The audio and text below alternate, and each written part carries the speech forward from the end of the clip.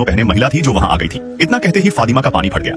वह चाहकर भी मना नहीं कर पाई और किमोनो वाली महिला ने उसे जबरदस्ती बिस्तर पर लिटाकर प्रसव कराना शुरू कर दिया। लेकिन अजीब बात यह थी कि फातिमा ने बच्चे के बजाय एक भयानक मांस का गोला जन्म दिया। तभी पास में बंद पड़ा गुप्त दरवाजा अचानक खुल गया और इससे पहले कि फातिमा अपने बच्चे को देख पाती, किमोनो वाली महिला उसे लेकर एक गुप्त द्वीप की ओर चली गई। उधर थानेदार और उसके लोग फातिमा को ढूंढने में लगे हुए थे। तभी उनकी मुलाकात चोरी छिपे घूमते ब्लैक से हुई, जिसकी पीठ पर कई दिनों का सामान बंधा था। यह देखकर उन्हें शक हुआ और उन्होंने उसे तुरंत पकड़ लिया। मजबूर होकर ब्लैक ने सच बता दिया।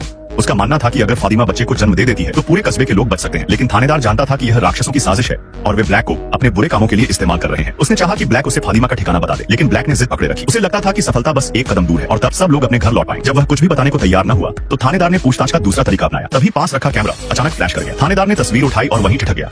तस्वीर में उसके असली जीवन का नया घर था। असल में वह अपने घर शिफ्ट होते समय गलती से इस कस्बे में आ गया था और अब तक यहाँ से निकल नहीं पाया था। थोड़ा संभलने के बाद उसे एहसास हुआ कि अगर जल्दी फातिमा को नहीं ढूंढा गया तो उसकी जान को खतरा है। उसने लोहे का हथौड़ा उठाया और ब्लैक की उंगली पर मार दिया। यह दृश्य महिला पुलिसकर्मी ने देख लिया और वह थानेदार को नीचे ले जाकर पूछताछ करने लगी। तभी ऊपर से एक चीख सुनाई दी। सब भागकर पहुंचे तो देखा कि सारा ने ब्लैक की आंख फोड़ दी थी। फातिमा का ठिकाना मिलते ही सब लोग तहखाने की ओर दौड़े और वहां उन्होंने फातिमा को पा लिया। कमजोर हालत में फातिमा ने बताया कि उसने राक्षसों का राज देख लिया है।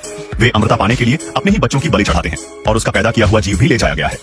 थानेदार उस दिशा में बढ़ा जहां फातिमा ने इशारा किया था और वहां उसे एक गुप्त रास्ता मिला। उसने सबको फातिमा को बाहर ले जाने को कहा और खुद अकेले अंदर चला गया। जल्दी ही उसने डरावना दृश्य देखा। किमोनो वाली महिला द्वारा ले जाया गया मांस का गोला धीरे धीरे फटने लगा और राक्षसों की भीड़ के बीच वह बदलकर उसी मुस्कुराते आदमी में बदल गया जिसे थानेदार ने कुछ समय पहले मार डाला था। इस बीच टैबिथा और उसके साथी भागने का तरीका ढूंढ रहे थे। उन्हें पता चला कि बोतल वाले पेड़ पर लगी पर्ची में एक राज छुपा है। वह असल में एक लोरी थी। उन्होंने तुरंत वहां जाकर उसे बजाना शुरू किया और चमत्कारिक ढंग से सफेद कपड़ों में बच्चे वहां इकट्ठा हो गए।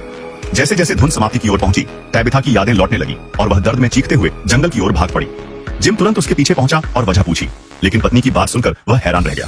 असल में टैबिथा और जैड पहले भी यहाँ आ चुके थे और उन्होंने उन बच्चों को बचाने की कोशिश की थी, लेकिन असफल रहे। यह कहकर टैबिथा मुड़कर चली गई और जिम वहीं खड़ा रह गया। तभी आसपास से उनकी बेटी की आवाज आई जो उसे तुरंत भागने को कह रही थी, जैसे उसे पता हो कि आगे क्या होने वाला है। लेकिन देर हो चुकी थी।